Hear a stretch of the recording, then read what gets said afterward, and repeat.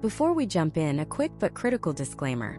I am not a licensed financial advisor, mortgage professional, or real estate agent.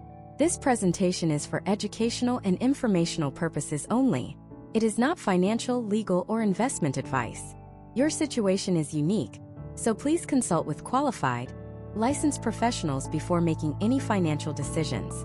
The rates and figures discussed in this video are for illustrative purposes and are subject to change.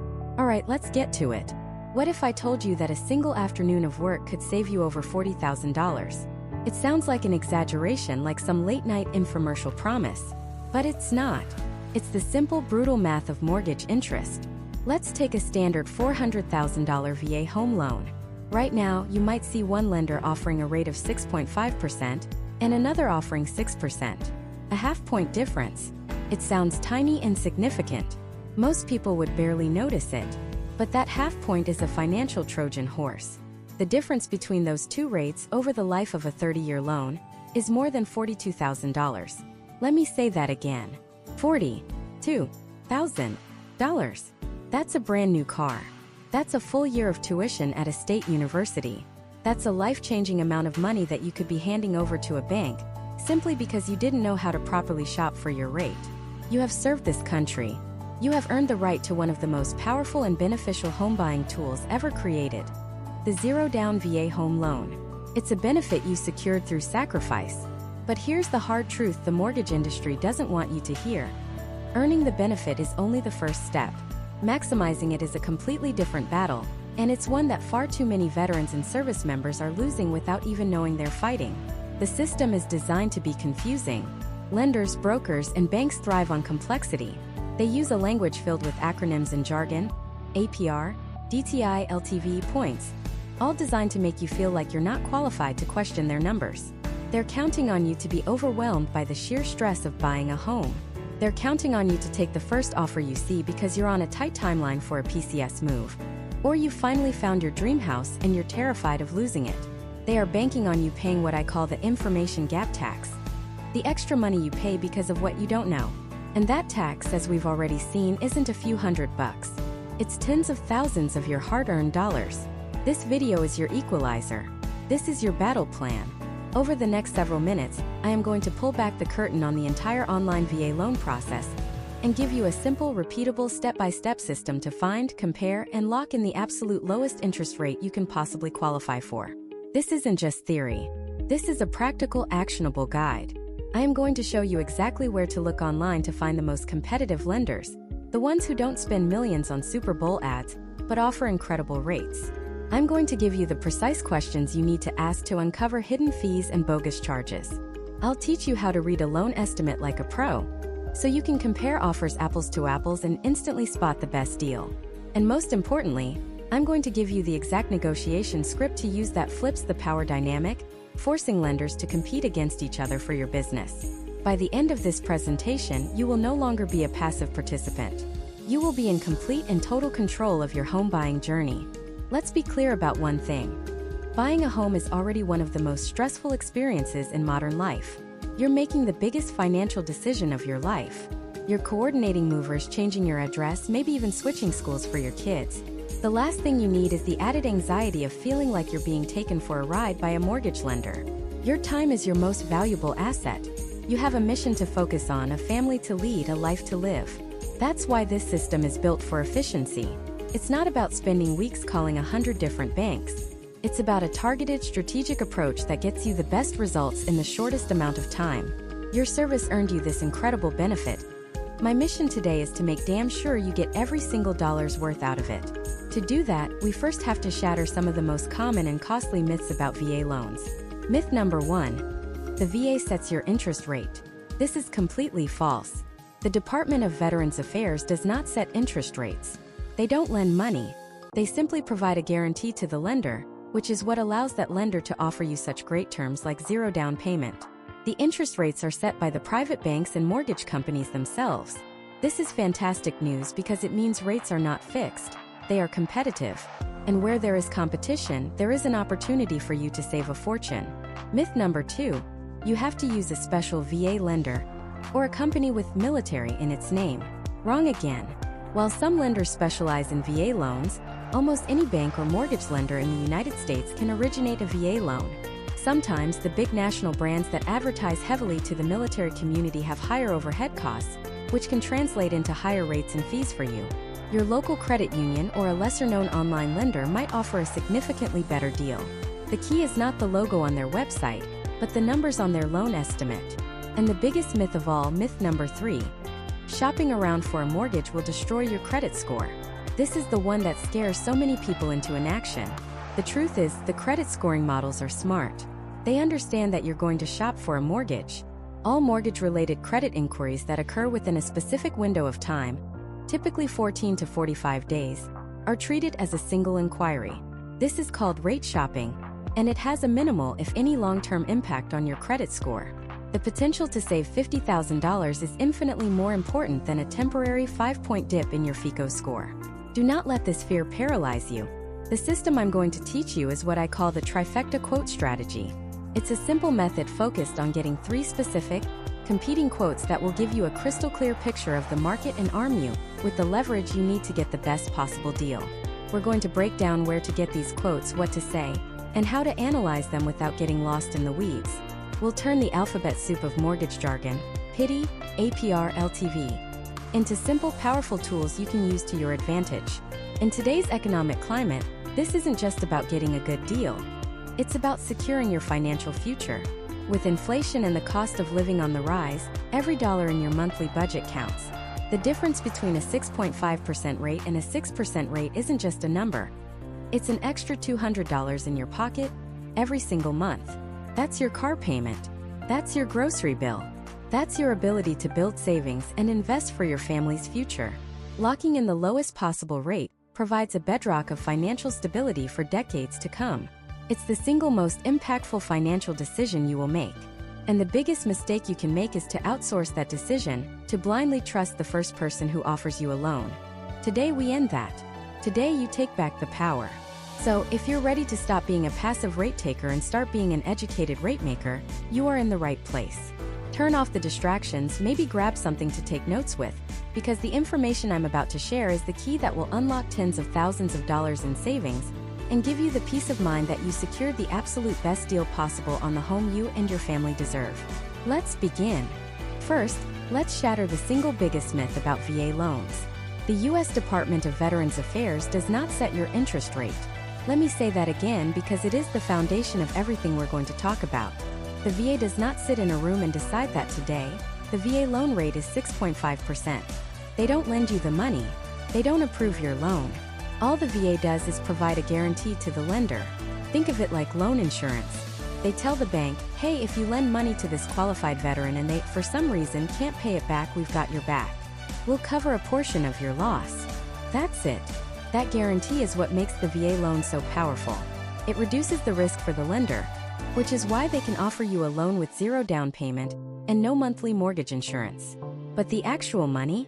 That comes from a private lender, a bank, a credit union, a mortgage company.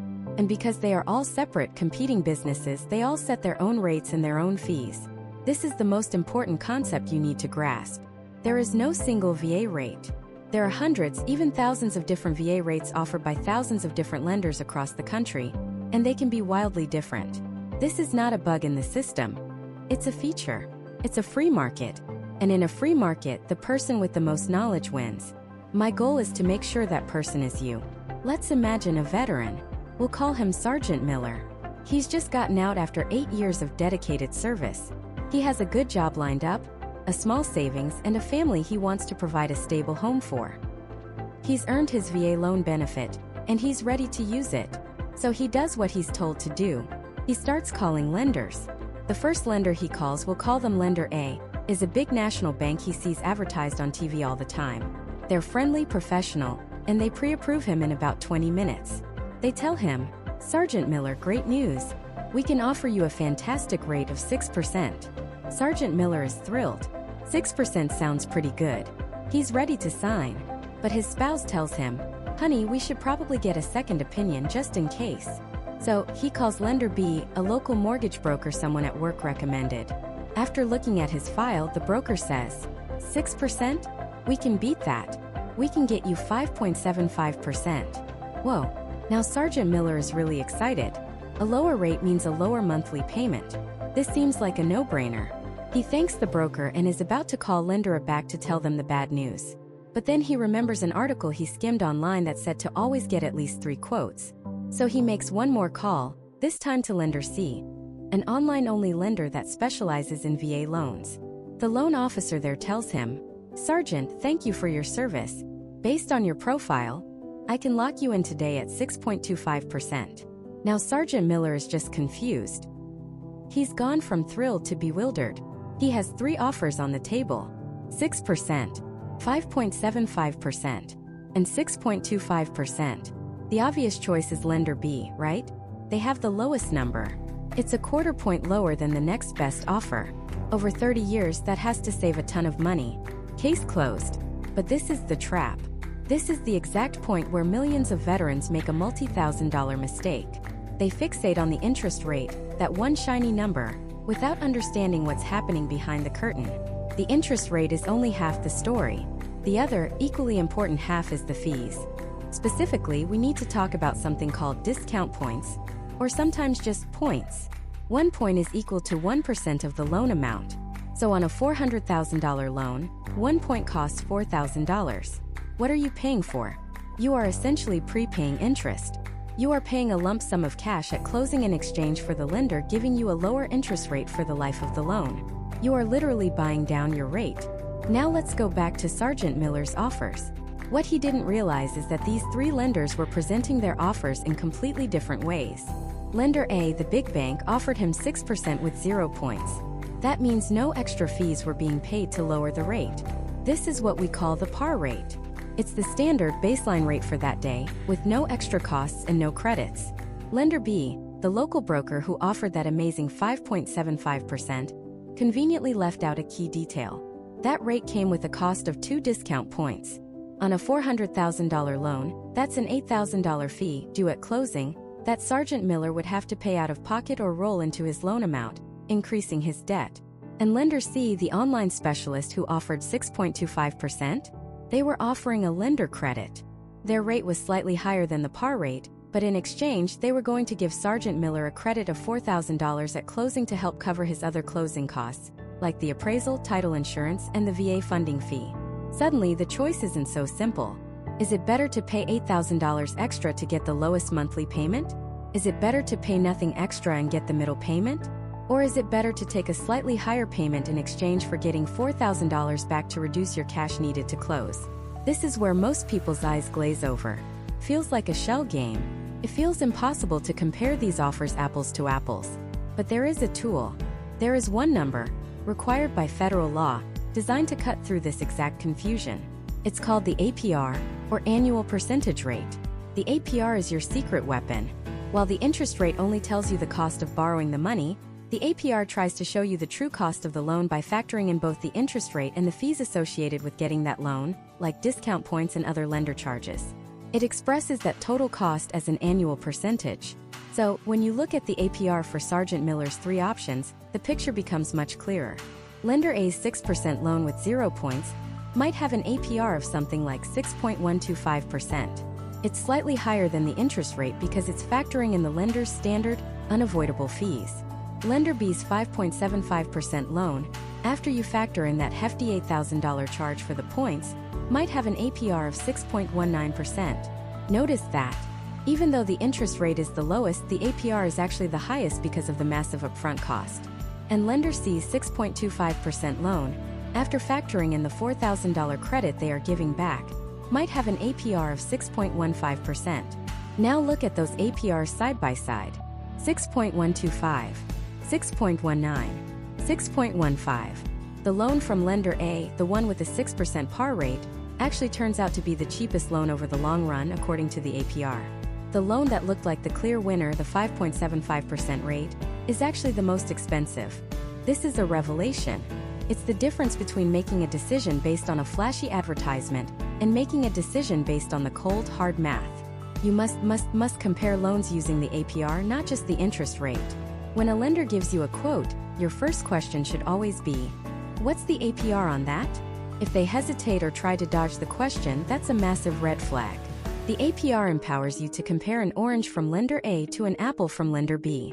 It standardizes the comparison. However, the APR isn't perfect. It has one major flaw, and it's a big one. The APR calculation assumes you will keep your loan for its entire 30-year term. But how many people actually do that? The average homeowner, especially a service member who might get PCS orders, moves or refinances every 5 to 7 years. So, if you know you're only going to be in a house for 5 years, does it really make sense to pay $8,000 upfront to buy down the rate? Probably not. You'll likely move before you reach the break-even point, the moment where your monthly savings from the lower rate finally add up to overcome that initial $8,000 cost. In that scenario, the loan with the lender credit, even with its higher rate and payment, might actually be the smartest financial move because it preserves your cash upfront. So we've peeled back the first layer of the onion. We've gone from the simple, misleading interest rate to the much more informative APR.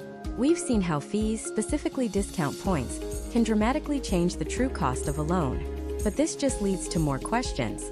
How do you calculate your own break-even point? When do points make sense and when are they a ripoff? And how do you navigate this when you're talking to a loan officer who might be trying to push you into a loan that makes them the most money, not the one that saves you the most? And even more importantly, we've only talked about the numbers. We haven't talked about the source of those numbers, the lenders themselves. Because the type of lender you choose, a big bank, a local broker, a credit union, or an online direct lender, is just as critical as the APR they offer. Each one has a completely different business model, with its own unique pros and cons that can have a massive impact on your wallet, your stress level, and your ability to actually close on your home on time. And that is exactly where we're going next. So let's break down the 3 main types of lenders you'll encounter online, because understanding this is the absolute key to not getting ripped off. Think of it like this. If you wanted to buy a new TV, you wouldn't just walk into the first store you saw and pay whatever price was on the sticker. You'd probably check Best Buy, maybe Walmart, look on Amazon. You'd compare. But with a mortgage, a purchase that's hundreds of times bigger, most people just walk into one store and accept the price they're given. We're going to fix that right now. The first and most common type of lender is the retail lender. These are the big guys, the household names. Wells Fargo, Chase, Bank of America, your local credit union. They are the Goliaths of the industry. They have beautiful brick-and-mortar buildings on every corner. Their names are on stadiums, and you probably already have a checking or savings account with them. This familiarity is their greatest weapon. Their business model is simple. They are a one-stop shop. You walk in, you talk to one of their employees, a loan officer, and that loan officer can sell you one thing and one thing only, their bank's mortgage products. They are, in essence, a company salesperson. They can't offer you a loan from a competitor down the street, any more than a Ford salesman can sell you a Toyota. They have one shelf with one brand, and their job is to convince you it's the best. The pro can feel safe and easy. You know the name. You might even know the person behind the desk. Feels comfortable. The massive glaring con? You have zero leverage and zero options. Their interest rates are set by a committee in a faraway corporate office. The rate is what it is. There's no real competition happening for your business. You're a captive audience. Because of their massive overhead, all those buildings, all those TV commercials, all that marketing, their costs are often higher, and that gets passed on to you in the form of higher rates and fees. They're also notoriously slow. They're giant machines with layers of bureaucracy. For a veteran trying to compete in a fast-moving housing market, slow can be a death sentence for your offer on a home. The second type of lender is the correspondent lender. Now this one is a little trickier. These are often the companies you see advertising heavily online or on the radio. Think names like Rocket Mortgage, Loan Depot, Caliber Home Loans. They are mortgage specialists.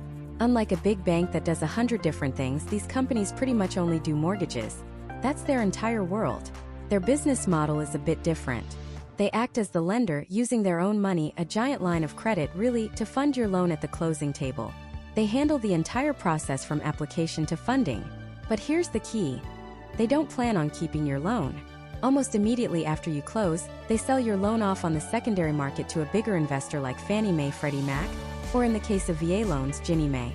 The pros here are that they are often faster and more technologically advanced than a big retail bank. Their whole system is built for one purpose: processing mortgages efficiently. Their loan officers are often more knowledgeable about mortgages than the generalist at your local bank branch. But the con is fundamentally the same as the retail lender. You are still shopping at a single store. They are only selling you their product, priced according to their profit margin and their cost structure. They've already decided which investor they're going to sell your loan to, and their pricing reflects that. There's still no one shopping around on your behalf to force lenders to compete. You're just at a different, more specialized company store. Now we get to the third type, and this is the one that the big banks and correspondent lenders really hope you never find out about. This is the mortgage broker.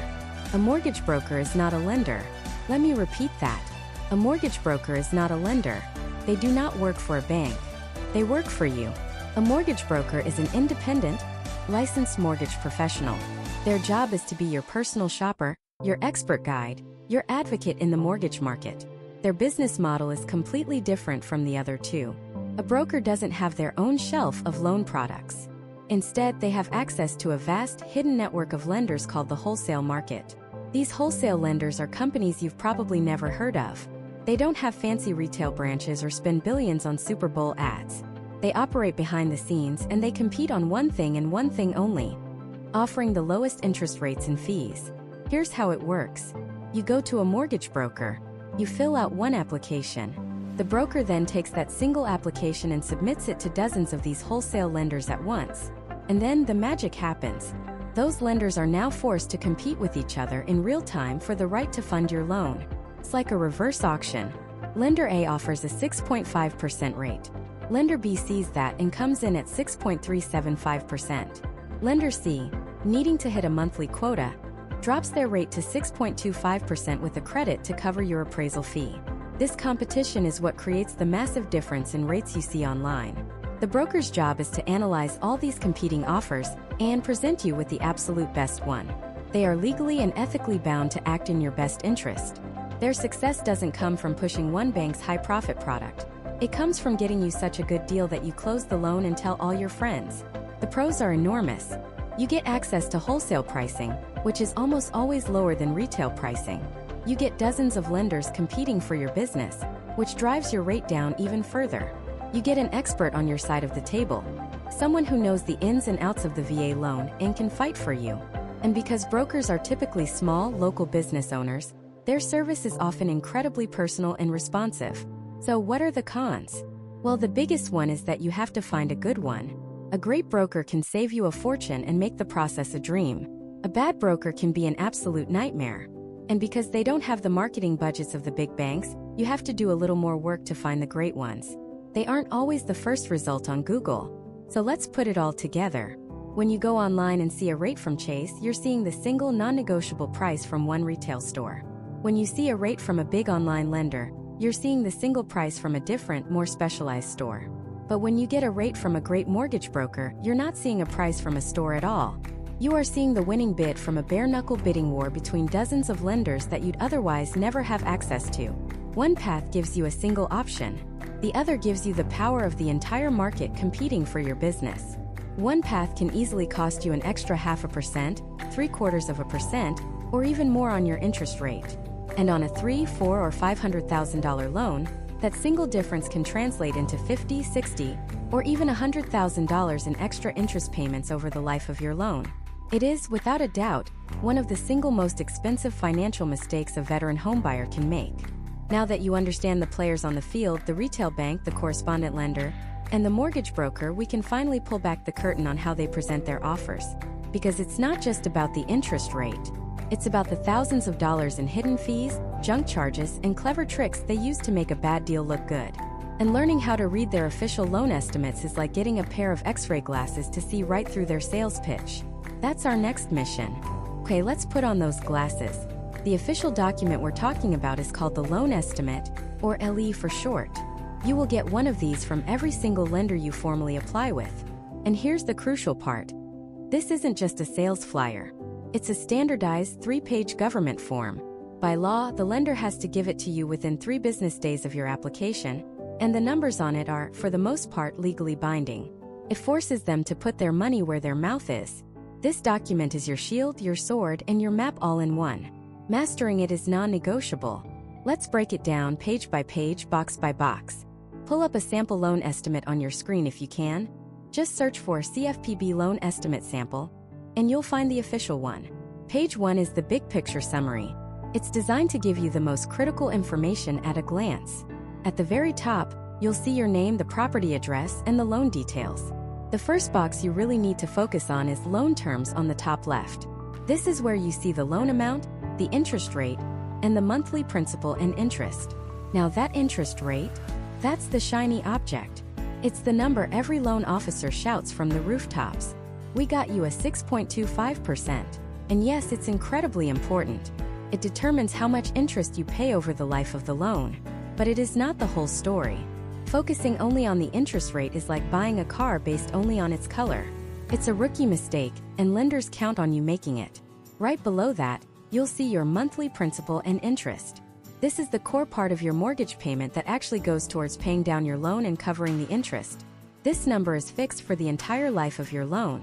It will never change, but your actual monthly payment will be higher. Look just below that to the projected payment section. This is one of the most important boxes on the entire form. It breaks down your total estimated monthly payment, often called PITI. P is for principal, I is for interest. We just covered that. But then you have T for taxes and I for insurance, property taxes and homeowner's insurance. Your lender will usually collect these from you every month as part of your mortgage payment, put them into a special savings account called an escrow account, and then pay the bills for you when they're due. This is a huge aha moment for a lot of first-time buyers. The number the lender advertises is just principal and interest. The number you actually write a check for includes taxes and insurance, which can add hundreds, sometimes even thousands, of dollars to your monthly payment depending on where you live. And here's a critical warning. The figures for taxes and insurance on your loan estimate are just that, estimates. The lender is guessing. They might use old tax data or a generic insurance quote. Your actual costs could be higher. So when you're budgeting, always add a little cushion to what you see here. Now let's slide over to the right side of page 1. The costs at closing section. This is the gut punch section. It shows you two big scary numbers. The first is estimated closing costs. This is the total cost of all the fees associated with getting the loan, the lender's fees, third-party fees, title insurance, all of it. We're going to dissect this number on page 2. The second number is estimated cash to close. This is the bottom line. This is the amount of money you need to bring to the closing table to get the keys to your house. It includes your closing costs, but it also accounts for your down payment, which for a VA loan is often zero, and any credits you might be getting from the seller or the lender. For a VA loan buyer, this number is often just your closing costs, minus any earnest money you already paid. This cash to close figure is the one you need to have sitting in your bank account, ready to go. So page 1 gives us the overview, the rate, the estimated monthly payment, and the estimated cash you'll need. It's the what. Page 2 is the why. It's the forensic breakdown of exactly where all that money is going. This is where we find the junk fees and the hidden profit centers. This is where we win the game. Turn to page 2. At the top, you'll see loan costs and other costs. Let's focus on loan costs first, specifically section A, origination charges. This is the lender's paycheck. This is the money you are paying them directly for the service of creating your loan. Every single dollar in section A goes straight into the lender's pocket. This is the most important section to compare between different loan estimates. Inside section A, you might see a percentage of your loan amount listed as points. A point is equal to 1% of the loan amount. So on a $400,000 loan, 1 point is $4,000. These are also called discount points. This is money you pay up front to buy down your interest rate. A lender might offer you a 6.5% rate with 0 points, or a 6% rate for 1 point, costing you $4,000. Is it worth it? We'll cover the math on that later, but for now you need to know that this is a major lever lenders use. They can make a rate look incredibly low by packing the loan with thousands of dollars in points. When you see a rate online that looks too good to be true, it almost always has high points attached. You'll also see other fees in section A, like an application fee, underwriting fee, or processing fee. These are all just different names for the lender's profit. Some lenders lump it all into one origination fee. Others break it down into a dozen little charges to make it look less intimidating. It doesn't matter what they call them. Just add up everything in section A. That total is what you are paying that specific lender to do your loan. When you're comparing offers, the lender with the lowest total in section A is giving you the best deal on their own fees, plain and simple. Now let's look at section B. Services you cannot shop for. These are fees for required third-party services, but the lender chooses the provider. You're stuck with their choice. The most common fees here are the appraisal fee, the credit report fee, and, critically for us, the VA funding fee. The appraisal fee is what you pay a licensed appraiser to determine the home's value. The credit report fee is what the lender pays to pull your credit history. But let's talk about the VA funding fee. This is a one-time fee paid directly to the Department of Veterans Affairs to help keep the VA loan program running for future generations. It's a percentage of the loan amount and varies based on your down payment and whether it's your first time using the benefit. For a first-time user with zero down, it's typically 2.15%. Now, here's the important part. Many veterans are exempt from this fee. If you receive VA disability compensation, you do not have to pay the funding fee. This can save you thousands upon thousands of dollars. Make sure your lender knows your disability status, so they can waive this fee if you're exempt. If you're not exempt, this fee can almost always be rolled into your total loan amount so you don't have to pay it out of pocket. Finally, we have Section C, services you can shop for. These are third-party services that you have the right to shop for and choose your own provider. This typically includes things like title insurance, a pest inspection, or a survey.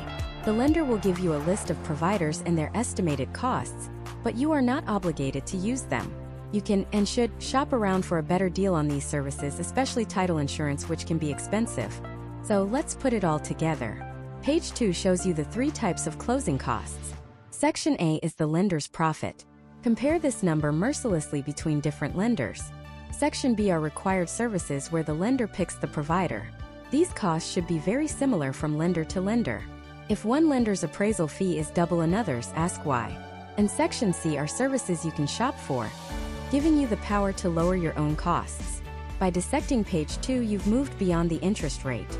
You can now see the entire cost structure of the loan. You can spot a lender who offers a great rate, but then jacks up their Section A origination fees to make up for it. You have the knowledge to call them out and ask, why is your underwriting fee $500 more than this other lender? You're no longer just a passenger in this process. You're in the driver's seat. But we're not done. We've decoded the fees, but there's one powerful number on this document, hidden on page 3, that's designed to cut through all the noise and give you an apples-to-apples comparison of any two loans. It's called the APR, the annual percentage rate, and it's the closest thing we have to a truth serum in the mortgage world. Understanding how to use the APR is the final key to unlocking the absolute best deal. And that's exactly where we're going next. So let's pull back the curtain on this thing called the annual percentage rate. Imagine you're buying a car. You see a commercial for a brand new truck, and the price on the screen in big bold letters is $35,000. That's your interest rate. It's the shiny number they want you to focus on. It's what gets you in the door. But I know we all know you're not walking out of that dealership paying exactly $35,000. There's the destination charge, the dealer prep fee, the documentation fee, the undercoating you never asked for, the extended warranty, the floor mats that should have been included. All of a sudden, your out-the-door price is $41,000. That extra $6,000 represents the true cost of buying that car. The APR is the out-the-door price of your mortgage. The interest rate is just the cost of borrowing the money. The APR takes that interest rate and then bakes in most of the other lender-related costs of getting the loan. We're talking about origination fees, which is what the lender charges just for creating the loan. We're talking about discount points, which are the fees you pay up front to get a lower interest rate. It includes underwriting fees, processing fees, and other administrative charges that lenders tack on. The APR bundles all of these costs together with the interest rate and expresses it as a single, annualized percentage. This is why it's the ultimate comparison tool. It forces lenders to show you their hand. Let's make this real. Imagine two veterans, we'll call them Sarah and Tom. They're both buying identical homes for $400,000, and they both get VA loan quotes on the same day. Sarah gets a quote from lender A. They offer her a fantastic interest rate, 5.75%. She's thrilled. That's the big shiny number on the advertisement. But when she gets the official loan estimate, she sees the fine print. Lender A is charging a 1% origination fee. That's $4,000. They're also charging a $750 processing fee and a $1,000 underwriting fee. The total lender fees come out to $5,750. Now let's look at Tom.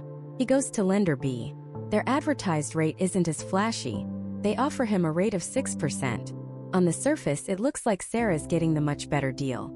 0.25% is a big deal over 30 years. But Tom looks at the fine print too. Lender B has a simple, flat $500 administration fee. That's it.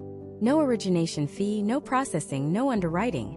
Just $500. So who has the better deal? The person with the 5.75% rate and nearly $6,000 in fees? Or the person with the 6% rate and only $500 in fees? Just looking at the rate, you'd pick Sarah's deal.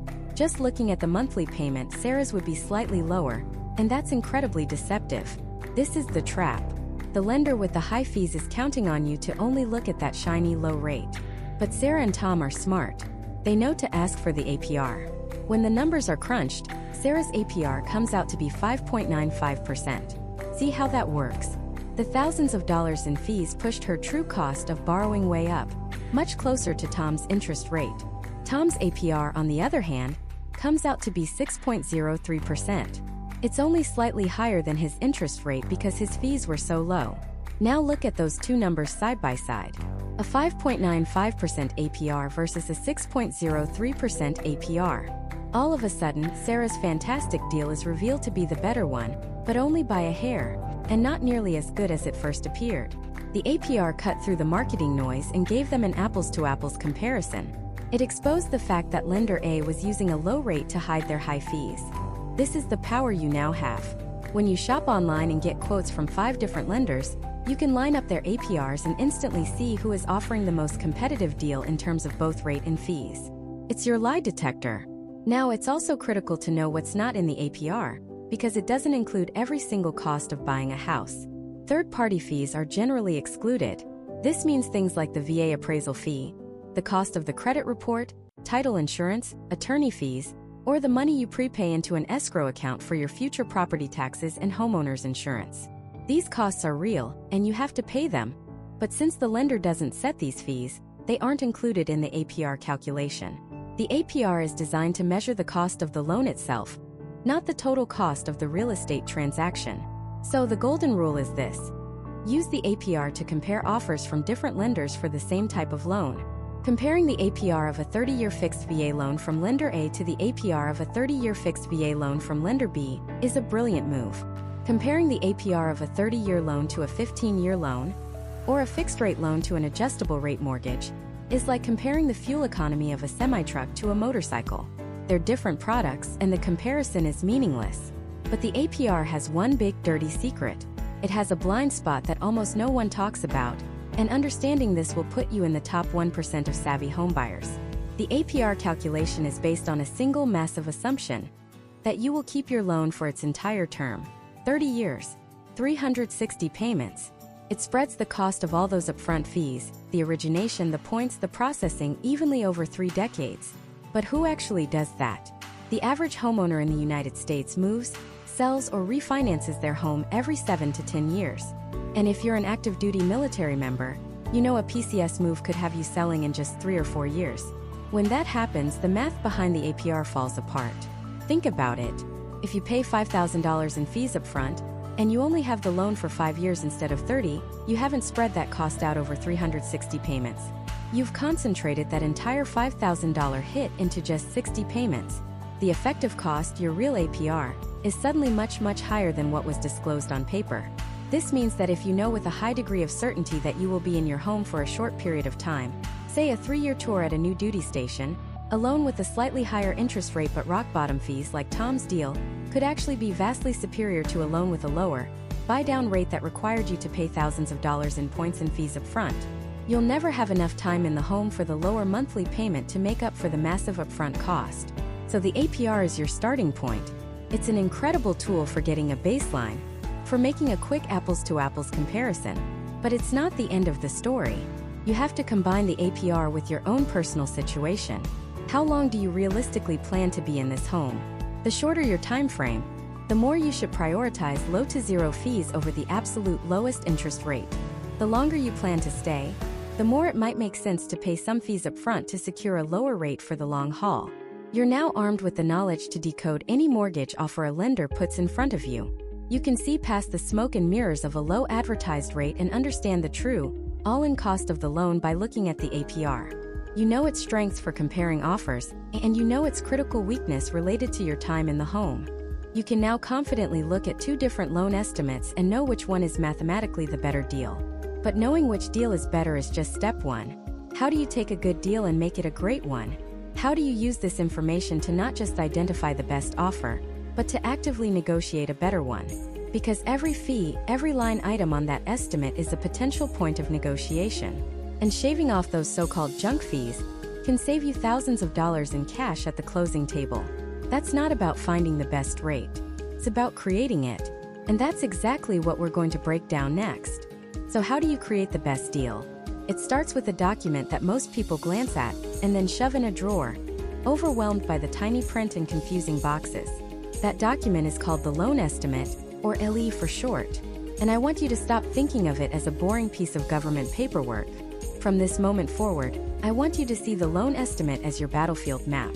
It's the blueprint that shows you exactly where the lender is making their money, and more importantly, it shows you where you have the power to fight back and save thousands of dollars. Back in the day, before 2015, lenders could give you a good faith estimate that was often anything but. The fees could change, the numbers were confusing, and comparing offers was like trying to compare a car priced in dollars to one priced in donuts. It was a mess. The loan estimate was created to fix that.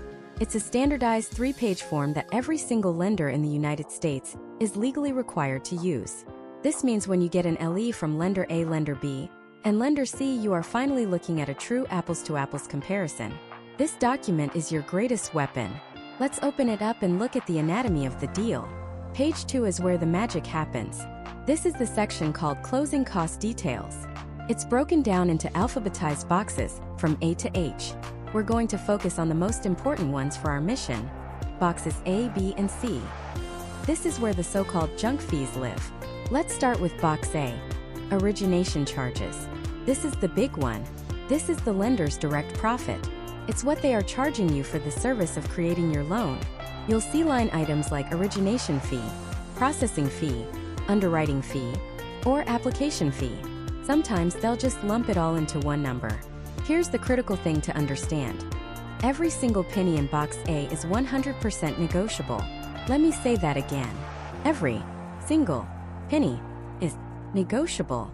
A lender might tell you, "Oh, that's our standard processing fee." Your response should be, "Okay, but the other lender I'm speaking with isn't charging one." This is where having multiple offers is your leverage. You can literally take the loan estimate from lender B, which has a $900 origination fee, and show it to lender A, who is trying to charge you $2,000. You can say, "Look, your interest rate is competitive, but your fees in Section A are more than double what I'm being offered elsewhere. You need to match this for me to move forward." This box is also where you'll see points. We talked about discount points earlier, paying a percentage of the loan amount upfront to buy down your interest rate. If you see a number here, you need to ask yourself, did I ask to pay points for a lower rate? Or did the lender just put them there to make their advertised rate look more attractive? If you didn't ask for them, you can demand they be removed. This is a classic bait and switch. They quote you a super low rate, but the loan estimate reveals you're paying 2 points or $5,000 to get it. That's not a better deal, that's just a different deal. Box A tells you the truth. Your goal should be to get the number in box A as close to zero as humanly possible. Now let's move to box B. Services you cannot shop for. This sounds intimidating, right? It sounds non-negotiable. But that's not the whole story. These are third-party services that the lender chooses on your behalf. Things like the VA appraisal fee, a credit report fee, a flood determination fee. While you can't go out and pick your own appraiser, for example, the VA has a strict system for that. You can and should question the cost. The lender is simply passing this cost on to you. But are they passing on the exact cost? Or are they marking it up? It is perfectly reasonable to ask your loan officer, "Can you provide me with the invoice for the appraisal fee? I just want to make sure I'm only paying the actual cost." You'd be surprised how often a $500 fee magically becomes $450 when you ask for the receipt. They're not supposed to profit from these services, but some will try. You're not being difficult. You're being a smart consumer. The VA appraisal fee is set by the VA on a county-by-county basis, so it's a fixed cost, but other fees in this section, like a tax service fee, are fair game to question.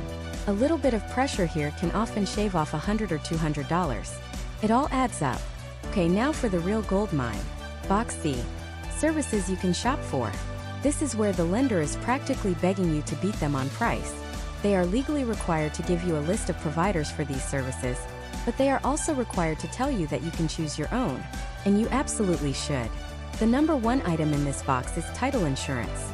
Title insurance is a complex but essential part of the home buying process. It protects you and the lender from any future claims on the property, like a long-lost heir showing up or a contractor who put a lien on the house years ago. There are two policies: a lender's policy, which is required, and an owner's policy, which is optional but highly recommended. The fees for these policies can vary by thousands of dollars between different title companies. The lender's preferred title company is often chosen for convenience or because of a business relationship, not because they are the cheapest. Your job is to call at least 3 other title or settlement companies in your area. Get a quote. Tell them your loan amount and the purchase price. It will take you 30 minutes and it could easily save you $1,000. When you find a cheaper one, you go back to your loan officer and say, "I'm exercising my right to shop for services in Section C. I'll be using XYZ Title Company. Please update my loan estimate." It's that simple. You have all the power here. Other fees in this section include the settlement agent fee, survey fees, and pest inspection fees. Shop for all of them. Every dollar you save here is a dollar of your cash you don't have to bring to the closing table. So let's recap the strategy. You get loan estimates from at least 3 lenders. You put them side by side. First, you compare the interest rate and the points in Section A. Then, you attack the lender fees in Section A, using the lowest offer as leverage to get the others to reduce theirs. Next, you politely question the costs in Section B, asking for verification. Finally, you go to work on Section C, shopping for your own title and settlement services to slash those costs dramatically. This is how you stop being a price taker and become a price maker. You are actively building a better loan. You're not just finding the best rate. You're peeling back the layers of fees and profit to create the best overall deal. Many lenders build their entire business model on the hope that you won't read page 2, that you'll be too intimidated to ask questions. But now you know where to look. You have the map. You've negotiated the fees down to the bone. You've pitted lenders against each other and created an incredible deal on paper. But it all means nothing if you don't lock your interest rate at the perfect moment. Lock too early, and you could miss a market dip and lose thousands in interest over the life of the loan. Lock too late, and a sudden spike in the market could blow up your entire budget, or even cause your loan to be denied. So how do you play this high-stakes game of timing?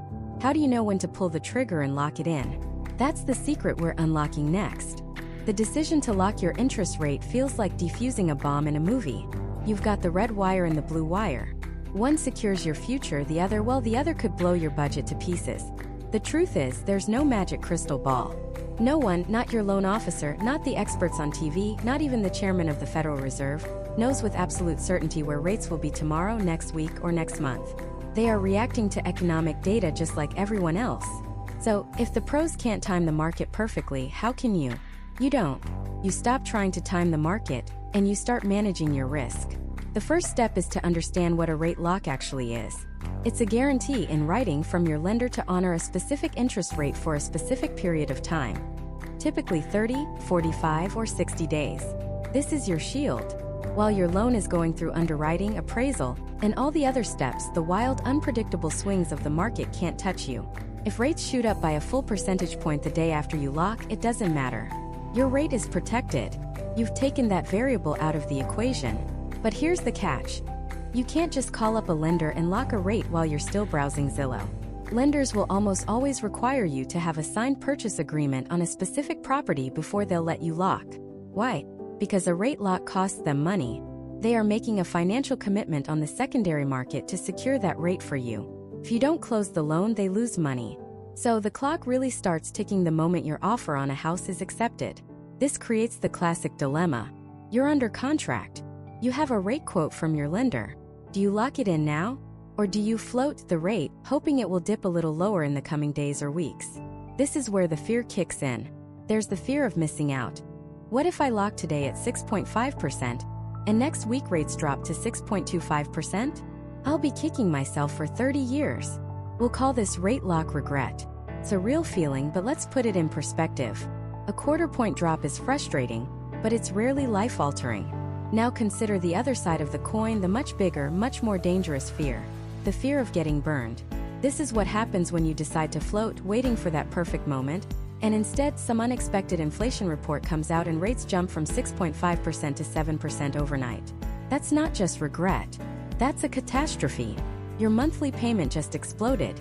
Your debt-to-income ratio might now be too high for the loan to be approved at all. Your dream home is suddenly in jeopardy because you got greedy trying to save a few extra bucks. So how do you navigate this without losing your mind? You ask your lender about their secret weapon, the float-down option. This is one of the most important and least discussed features you should be asking about. A float-down is a form of rate insurance. It allows you to lock in today's rate to protect yourself against rates going up, but it also gives you a one-time opportunity to adjust your rate down if market rates fall by a certain amount before you close. It's the best of both worlds. Now, it's not free. Lenders might charge an upfront fee for it, maybe a few $100s, or they might build the cost into the rate itself, making your initial locked rate slightly higher, say by 0.1%. You have to read the fine print. How much do rates have to drop for the float down to trigger? A quarter point? A half point? When can you exercise the option? Is it any time, or only within a specific window like 15 days before closing? Not all lenders offer it, and those that do have wildly different rules. But finding a lender with a great float-down policy can be the key to sleeping at night. It lets you lock in your rate with confidence, knowing you have a safety net if the market moves in your favor. Even with a float-down, you still need a strategy. Here is a simple 3-step framework for making the lock decision. First, get a feel for the market's momentum. You don't need to be an economist. Just ask your loan officer, what's the general trend been this week? Are things volatile or pretty stable? You can also look at a chart of the 10-year Treasury yield. It's not a perfect correlation, but it's the benchmark that mortgage rates tend to follow. If you see it's been climbing steadily for 2 weeks, waiting might be a bad bet. If it's been dropping, you might have a little more room to be patient. Second, and this is the most important part, apply the sleep at night test. Look at the rate and the monthly payment the lender is offering you right now. Forget what rates might do tomorrow. Look at the numbers on the page. Can you afford that payment? Are you comfortable with it? Does it fit within your family's budget? If the answer is yes, then you have a winning hand. The anxiety of floating your rate and potentially seeing that comfortable payment vanish is almost never worth the potential reward of it getting slightly better. If you're happy with the deal today, lock the deal today. Trying to time the absolute bottom of the market is a fool's errand. A good deal you lock in is infinitely better than a perfect deal that never materializes. Third, use your loan officer as your co-pilot. They live in this world every single day. They see the market reports before you do. They have a feel for the rhythm of the industry. Ask for their professional opinion. Say, based on what you're seeing today, if this were your loan, would you lock or would you float? A good loan officer won't give you a guarantee, but they will give you their educated perspective. Combine their insight with your own budget and risk tolerance. That's how you make a smart, informed decision, not an emotional gamble. Let me tell you about 2 veterans, Mike and Dave. They were in the same unit, buying similar homes in the same town at the same time. They both get pre-approved and both get a rate quote of 6.75%. Mike looks at his budget. The payment works. He talks to his loan officer, who says the market feels shaky. Mike thinks about the stress of watching rates every day and decides to lock it in. He signs the paper, and a wave of relief washes over him. That part of the process is done. He can now focus on the home inspection and packing. Dave, on the other hand, sees that rates had been at 6.5% just a few weeks earlier. He thinks, I'm gonna wait. I bet they'll come back down. I want that 6.5%. He tells his loan officer he wants to float. For 3 days, nothing happens. Dave checks his phone every hour. He's a bundle of nerves. Then, on Thursday morning, the jobs report comes out, and it's way stronger than anyone expected. The market interprets this as a sign of a hot economy, meaning the Fed will keep interest rates high. In the span of a few hours, mortgage rates jump to 7.25%. Dave is in a panic. His monthly payment is now hundreds of dollars higher than he planned. He calls his loan officer, but it's too late. The damage is done. He ends up locking at the higher rate, and for the entire time he owns that home, every single mortgage payment is a painful reminder of his gamble. Mike, meanwhile, closed on his home at 6.75%. He never even thought about it again. He secured his payment, protected his family's budget, and moved on with his life. The moral of the story is that the peace of mind that comes from a locked rate is an asset you can't put a price on. But locking your rate is only one piece of the puzzle. Now we have to talk about the costs baked into the loan itself. And there is no cost more significant or more misunderstood in the VA loan world than the VA funding fee. It's a mandatory closing cost that can add thousands or even tens of thousands of dollars to your loan amount. But here's the secret. Many veterans don't actually have to pay it. You could be exempt and not even know it. How do you find out if you're one of them? And what do you do if a lender tries to charge you the fee when you're supposed to be exempt? We're about to break down the one fee that every veteran needs to understand before they sign on the dotted line. This fee is called the VA funding fee, and it's the silent giant of VA loan costs, a charge that can add thousands or even tens of thousands of dollars to your loan amount without you even realizing its full impact until it's too late. But for a significant number of veterans, this fee is a ghost. It's on the paperwork, but it shouldn't be on your bill. You are exempt. So what is it? Think of the VA funding fee as the engine that makes the entire VA loan program run. It's a one-time fee paid directly to the Department of Veterans Affairs. This isn't money for your lender. It's not for the seller. It's for the VA. And its purpose is to cover the losses on the few loans that do go into foreclosure. It's what allows lenders to offer you a loan with zero down payment and no monthly mortgage insurance. It's the insurance policy for the program itself, paid for by the veterans who use it. And because it keeps the program running with less risk to taxpayers, it's absolutely essential. But how much is it? This is where your eyes might start to water. The amount is a percentage of your total loan amount, and it changes based on three key factors: your down payment, whether it's your first time using the VA loan, and your branch of service, meaning whether you were active duty or in the reserves or National Guard. Let's use a real-world example. Say you're buying a home for $400,000 with zero money down. If this is your very first time using your VA loan benefit, your funding fee will be 2.15%. On a $400,000 loan, that's $8,600. Now that's a lot of money, but here's the kicker. Most veterans don't pay this out of pocket. Instead, it gets rolled right into the total loan amount. So your loan isn't for $400,000. It's for $408,600. You're paying interest on that extra amount for the next 30 years. But what if this isn't your first rodeo?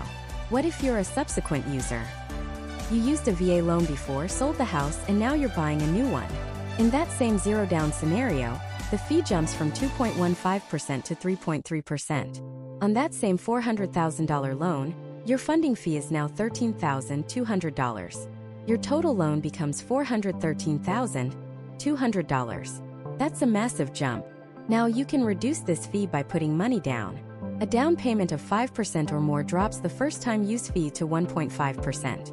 A 10% down payment drops it to 1.25%. But let's be honest, the whole point of the VA loan for many veterans is the zero down payment benefit. So you can see how this single fee can dramatically increase your loan balance and your monthly payment. But now for the most important part of this entire discussion, the exemption. Who gets to skip this fee entirely? Who saves that $8,000, $13,000, or even $20,000? You are exempt from paying the VA funding fee if you are a veteran receiving VA compensation for a service-connected disability. Period. If you get that monthly disability check from the VA, you do not pay the funding fee. You are also exempt if you are a veteran who is entitled to receive disability compensation based on a pre-discharge examination, but you aren't actually receiving it because you're still on active duty. Another key exemption. If you're a veteran who would be entitled to receive disability compensation, but you're receiving retirement pay or active service pay instead. This is a crucial one that many overlook. You don't have to be physically getting the disability check, you just have to be rated and eligible for it. And finally, you are exempt if you are a surviving spouse of a veteran who died in service or from a service-connected disability, or if you're a surviving spouse who receives dependency and indemnity compensation, also known as DIC. This sounds straightforward, right? If you get a disability check, you're exempt. But this is where the system can break down, and where veterans can lose thousands of dollars because of simple timing and paperwork. Let's imagine a scenario. We'll call him Sergeant Miller. He's getting out of the military and has already filed his disability claim through the Benefits Delivery at Discharge program. He knows he has a bad back and tinnitus, and he's confident he'll get a rating. He finds his dream home, gets pre-approved for a VA loan, and starts the process. His lender pulls his Certificate of Eligibility, or COE. That's the VA document that proves to the lender you're eligible for the loan. But because his disability claim is still pending and hasn't been officially awarded by the VA, his COE says exemption status. And oh, the lender, following the rules, tells Sergeant Miller he has to pay the funding fee. It's going to add $9,000 to his loan. Miller objects.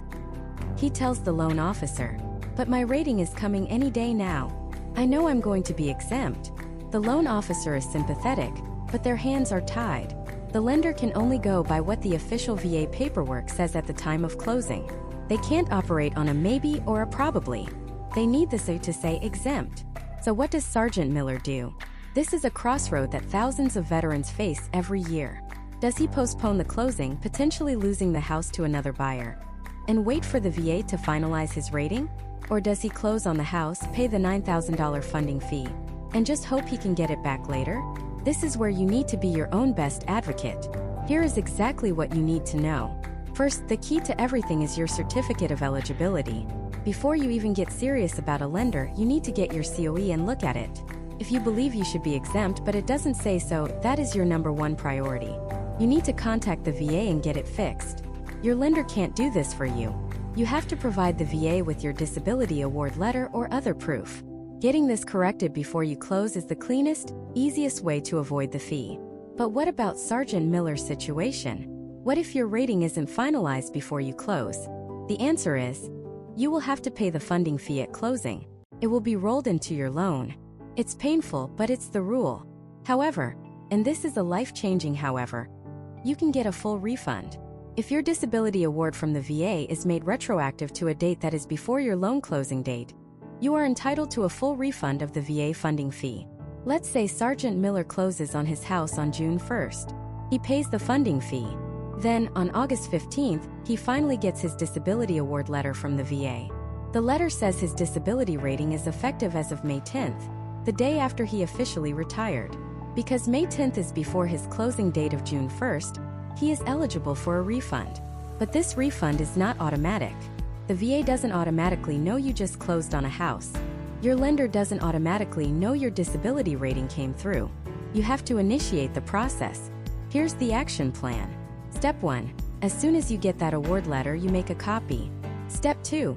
You contact your lender or mortgage servicer, the company you send your monthly payments to. You tell them you have received a retroactive disability award, and you are requesting a refund of the VA funding fee. They will tell you exactly what documents they need, which will almost certainly be a copy of that award letter. Step 3. The lender will then work with the VA to process the refund. The money will be sent from the VA, through the lender, and will be applied directly to your loan's principal balance. It will not come to you as a check in the mail. By applying it to your principal, it's like the fee was never there in the first place. It reduces what you owe, which is exactly what should have happened from the start. This process can take a couple of months, so you have to be patient, but you also have to be persistent. Follow up. Make sure they received your documents. Ask for a timeline. Remember, you are owed this money. You earned this benefit. It's a refund of nearly $10,000 in Sergeant Miller's case. For you, it could be more. That is a life-changing amount of money. The biggest mistake veterans make is assuming the system will automatically take care of them. They pay the fee, get their rating a few months later, and never think to ask for a refund because nobody ever told them they could. They end up paying interest for years on a fee they never should have been charged. Don't let that be you. Understand your exemption status. Check your COE. And if you have to pay the fee and get a retroactive award, you must be the one to start the refund process. It is your money and you have to go and claim it. This single piece of knowledge is more valuable than shaving a fraction of a point off your interest rate. It can save you more money in one fell swoop than months of comparison shopping. But it's not the only major cost center that gets overlooked. Lenders have their own set of fees, and some of them are legitimate, while others, well, let's just say they are highly negotiable. How do you tell the difference between a real cost and pure lender profit? And how do you negotiate those fees down like a pro? That's where we're going next. Alright, let's pull back the curtain on that loan estimate. When you first get this document, it can feel like trying to read a foreign language. It's a wall of text and numbers, and every lender seems to have their own creative names for charges. But here's the secret. Almost every single fee on that page falls into one of three simple categories. Category 1, the set-in-stone fees. Category 2, the smart shopper fees. And Category 3, my personal favorite, the pure lender profit fees. Understanding these 3 buckets is the key to unlocking thousands in savings. Let's start with the first bucket, the set-in-stone fees. These are the legitimate, third-party costs that are mostly non-negotiable. The lender isn't making money on these, they're just passing the cost along to you. The big one for us is the VA funding fee. This is a mandatory fee paid directly to the Department of Veterans Affairs to keep the loan program running for future generations of service members. The percentage varies depending on your down payment and whether it's your first time using the benefit. The only way you don't pay this is if you're receiving VA disability compensation or meet other specific criteria. So you can't negotiate this fee with the lender. Next up in this bucket are things like the appraisal fee, the credit report fee, and government recording charges. The appraisal has to be done by an independent VA-assigned appraiser. The lender doesn't set that price. Same for the credit report, they're paying a third party like Equifax or TransUnion to pull your history. And the recording charges are what your local county government charges to officially record the deed and mortgage. Again, the lender has no control over this. So when you see these items, you can mentally check them off. Wasting your energy trying to negotiate these is like trying to haggle with the IRS. It's not going to happen. Now let's move to the second, more interesting bucket, the Smart Shopper fees. These are services you absolutely need, but the law says you don't have to use the provider your lender recommends. This is where you can put some real money back in your pocket with just a little bit of legwork. The heavyweight champion in this category is title insurance and settlement services. What is title insurance? In simple terms, it's an insurance policy that protects you and the lender from any future claims against the ownership of your property. Maybe the person who sold the house had a long-lost heir, or an unpaid contractor lien you didn't know about. Title insurance protects you from those nightmares. The settlement or escrow agent is the neutral third party who handles all the money and paperwork to make sure the sale closes correctly. When you get your loan estimate, the lender will have a preferred title company listed, along with their estimated fees. But here's the critical part. You are allowed to shop for your own. In some states, title insurance rates are fixed by the government, but in many others, they can vary by hundreds, sometimes even over $1,000. All you have to do is call 2 or 3 other local title companies, give them the sale price and property address, and ask for a quote. If you find a better deal, you simply tell your loan officer, "I've decided to use XYZ title company for my closing." They cannot stop you. So you're right. This single phone call could be the most profitable hour of your life. Okay, now for the main event. The bucket you've been waiting for. Category 3. The pure lender profit fees, which I sometimes call the junk drawer. These are the fees the lender charges you for the privilege of doing business with them. This is where they hide their profit margins, and it's where you, as an educated veteran, can do the most negotiating. Let's name names. You'll see things like an origination fee, a processing fee, an underwriting fee, an application fee, a document preparation fee, a commitment fee, or a rate lock fee. It sounds like a lot of important people are doing a lot of important work on your file, right? Well, yes and no. Processing and underwriting are real jobs. But charging you separate fees for every single internal action is a pricing strategy, not a necessity. Think of it this way: when you go to a restaurant and order a steak, you pay the price on the menu. You don't get a separate bill for the chef fee, the server fee, the dishwashing fee, and the table cleaning fee. The restaurant's cost of doing business is built into the price of the steak. It should be the same with a mortgage. All a lender's internal costs should be bundled into one single transparent charge. So what are all these extra fees? They're a shell game. Some lenders will advertise a super low interest rate to get you in the door, but then they'll hammer you with a dozen little fees on the back end to make up their profit. $1,000 here for processing, $500 there for underwriting. It adds up fast. Other lenders might charge one single, larger origination fee and have 0 other junk fees. This is why you can't just compare interest rates. You have to compare the entire offer. So how do you fight back? First, you need leverage. And your leverage is the other loan estimates you got from the other lenders we talked about in the last part. This is your superpower. Without competing offers, you're just asking for a discount. With competing offers, you're a highly desirable customer with options. Here's the strategy. You get on the phone with the loan officer from the company you want to work with, the one with the best rate but maybe a bunch of junk fees. You don't get angry. You don't make demands. You stay calm, polite, and professional. You are a collaborator, not a combatant. You say something like this: "Hi John, Thanks again for sending over the loan estimate. I'm looking at it right now next to another offer I have. I see you have a processing fee of $995 and an underwriting fee of $795. The other offer I'm holding has all of that included in a 1% origination fee. Can you help me understand why your fees are broken out this way? And can you match their overall cost structure? Boom! You see what you did there? You didn't call them junk fees. You didn't accuse him of ripping you off. You positioned yourself as a savvy, informed buyer. You showed him you have a real competing offer. And you asked a question that forces him to justify his pricing or change it. This is the moment of truth. 9 times out of 10, that loan officer will suddenly discover a special promotion or find a way to waive or reduce those fees to keep your business. They have a lot of discretion. Those fees are not set in stone. They are pure profit, and half a loaf is better than none. They'd rather make less money off you than no money at all. Your goal is what I call the one fee rule. You want to get the lender to consolidate all of their internal profit center fees, processing, underwriting, application, all of it, into one single line item. It can be called an origination fee, or just a lender fee. This makes it incredibly easy to compare offers. Lender A has a 4.99% rate with a $3,000 origination fee. Lender B has a 4.875% rate with a $4,500 origination fee. Now you can do the math. Now you can see the true cost. You've cut through the noise and are comparing apples to apples. By dissecting the loan estimate into these 3 buckets, you transform from a confused homebuyer into a confident negotiator. You know which fees to ignore, which to shop for, and which to attack with precision. You've taken control of the process. You've done the hard work. You've negotiated like a master, you've slashed the junk fees, and the lender agrees to your terms. You've got the perfect rate with the perfect fee structure. You're celebrating. But you might have just made the single biggest mistake of the entire process, a mistake that could still cost you thousands and unravel all your hard work.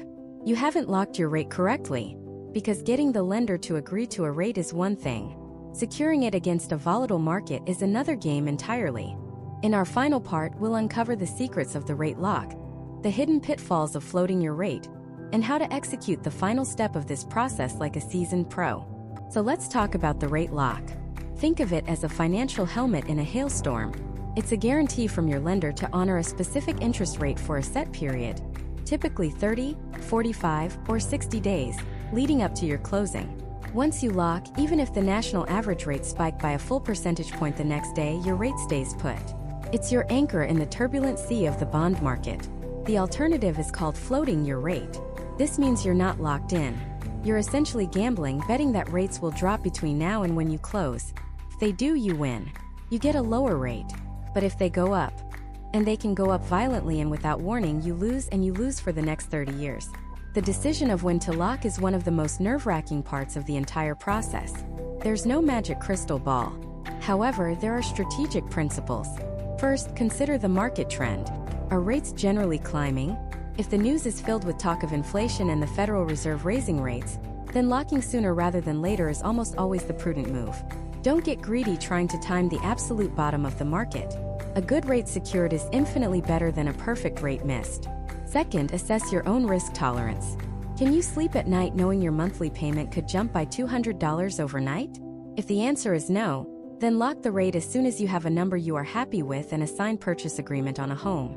That peace of mind is worth more than the tiny fraction of a percent you might gain by waiting. Let me paint you a picture of what floating a rate can look like. A veteran we'll call Mark was buying his first home in Texas. He had a great rate quoted at 5.5%.